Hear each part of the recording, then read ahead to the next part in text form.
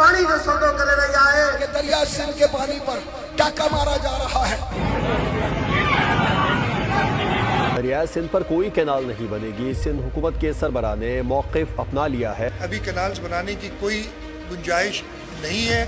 और आज हम जिस चीज़ पर बात करेंगे वो है दरिया सिंध के ऊपर बनने वाले 6 कैनाल्स जो चोलिस्तान की ज़मीन को, बंजर ज़मीन को आबाद करने के लिए निकाले जा रहे हैं। पंजाब और सिंध के दरमियान इंडस रिवर के ऊपर, जिसको हम दरिया सिंध भी कहते हैं, पंजाब हुकूमत की जानिब से मुख्तलिफ कैनाल्स का एक मनसूबा तनाज़ा इख्तियार कर चुका है। लेकिन देखना ये है कि इसके नताइज क्या निकलते हैं। हमारे जो सियासतदान हैं उन्होंने जिस तरह इसका फैसला लिया है वो उस फैसले से हमारे किसानों पे किस तरह से इम्पैक्ट पड़ सकता है या इन्वायरमेंट में किस तरह के मुश्किलात सामने आ सकती हैं। टेस्ट हो रहे हैं, उन प्रोटेस्ट से क्या रद्द-ओ-अमल सामने आता है, इसका क्या रिज़ल्ट पेश होता है, तो ये सब हमारे लिए अब एक सवाल निशान है।